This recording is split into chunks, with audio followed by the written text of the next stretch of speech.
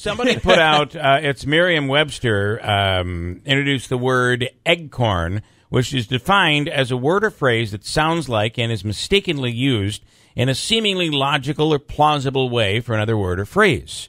You following that? Egg what? Basically, it's called eggcorn. Okay. Basically, that is for somebody, it's someone taking a phrase and screwing it up. Okay, and there are, what do I have? I have 11 of the most common. Do you want these here? Like a bush in the hand's worth two in the bird?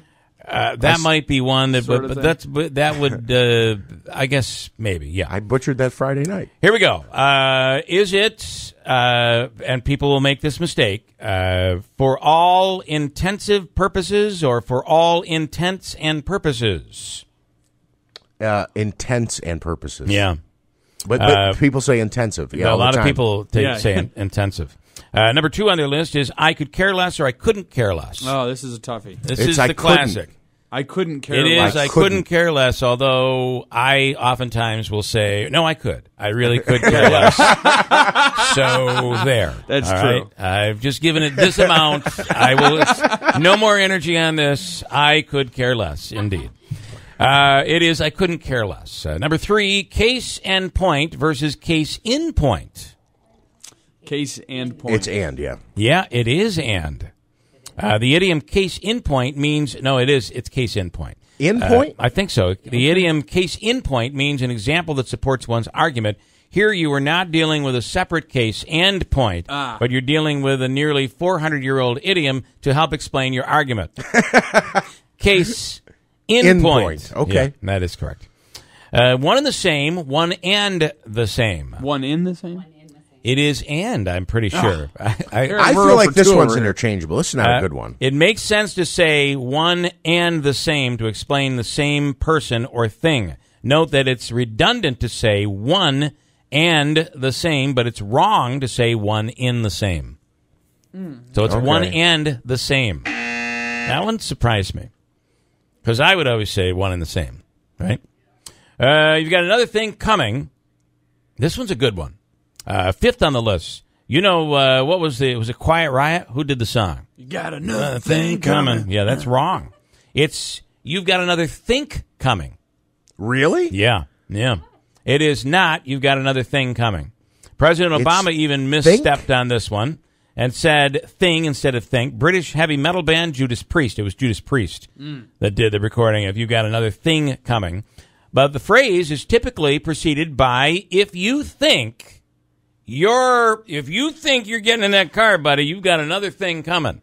No, you've got another think coming. That is the phrase. That's the correct phrase. All right. Chomp at the bit versus champ at the bit. Chomp. Oh, come on. Digging into Are you kidding me? Well, listen, digging into this misused phrase, it's important to look back at new and old, the new word and the old word for chewing. Though chomp has become more modern, a more modern way to describe noshing, champing at the bit alludes to an impatient horse chewing on its bit or mouthpiece. So champing at the bit is the way it's supposed to be said. Okay. I think this whole but list modern is an day, eggcorn. Today we kind of just... The way the English language seems to work in America is it's wrong until we use it a lot, and then we're like, yeah, well, that's okay. It's going to be all right. Exactly. It's wrong until the majority of people say it wrong, and then it becomes right. Yeah. That ain't so bad after all. Ain't is a word now that everybody seems to approve of. I don't get it. Upmost or utmost? Upmost? Or Upmost or utmost? I'm going to bring our general manager and president... Vice President, what is your title? I never know your title, but boss. It's big. She's the boss. Yeah. Karen Carey. Okay, I'm going to go Dick for $5. I'll take the tea. Okay. I like it. It is, unless you're trying to use a word more frequently used, in former centuries, you should be saying utmost when describing something that's of the highest or greatest degree. Upmost is a more dated word, short of uppermost, that means situated at the top. Here's a good one, and you hear people make this mistake. Moot point or mute point? Moot, right? Moot. We can't stop talking about a moot point. That should help you remember that a moot point is a debatable question. It would be difficult to debate, however, if you couldn't hear it because it was mute. Nip it in the butt, nip it in the bud. The bud.